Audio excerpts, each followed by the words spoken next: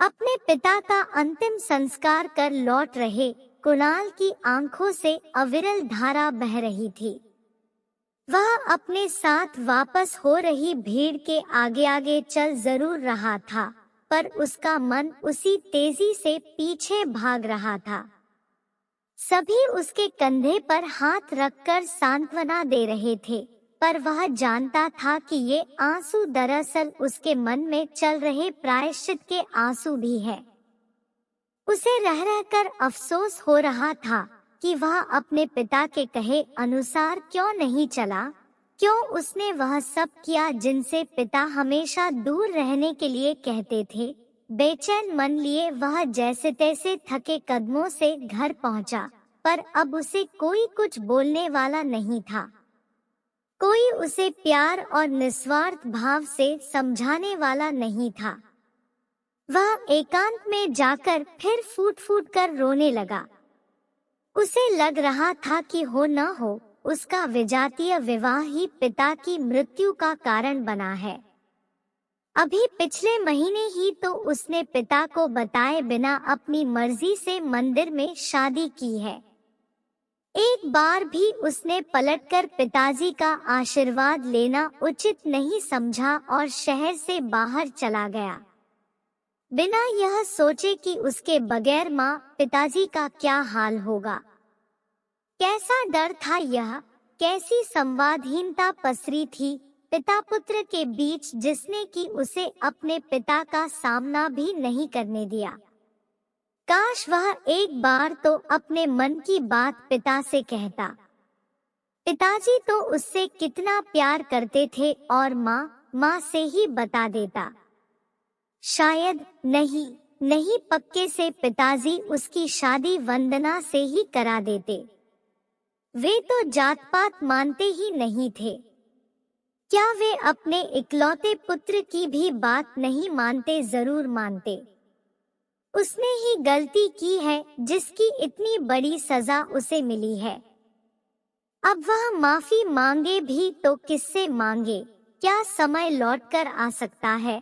तभी वंदना की मार्मिक आवाज से कुणाल की तंद्रा टूटी। वह कह रही थी कि अपने आप को संभालो कुणाल, अब माजी को देखो। उनका रो रो कर बुरा हाल हो रहा है, बार बार अचेत हो रही है। मैंने डॉक्टर अंकल को फोन कर दिया है, वे आते ही होंगे। अब चलो भी। कब तक माँ का सामना नहीं करोगे? माँ ने हमें माफ कर दिया है, मुझे बेटी कहकर गले लगाया है। अब से मैं ही उनकी देखभाल करूंगी। आप जरा भी चिंता न करें और माँ से मिल ले। वंदना की बातों से कुणाल थोड़ा संभला। खुद को शांत कर वह माँ के कमरे में उनसे लिपटकर रोने लगा। तीसरे दिन कुणाल ने जब पिताजी की अलमारी खोली तो उसमें से एक खत मिला जिसके ऊपर लिखा था, प्रिय बेटे कुणाल। थरथराते हाथों से कुणाल ने चिट्ठी खोली। लिखा था, कुणाल तुम इतने बड़े कब हो गए कि अपने जीवन का निर्णय खुद कर लिया, मुझे बताया भी नहीं। एक बार मुझसे या अपनी माँ से कहकर तो देखते। कितनी धूमधाम से करते हम तुम्हारी शादी। बचपन से आज तक तुम्हारी खुशियां ही तो देखी है।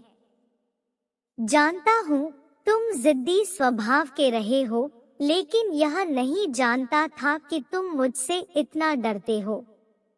नहीं जानता कि तुमने बिना बताए शादी मेरे डर के वजह से की या कोई और कारण था। यदि हर बेटा ऐसा करेगा तो माता पिता का तो अपने बच्चों पर से विश्वास ही उठ जाएगा।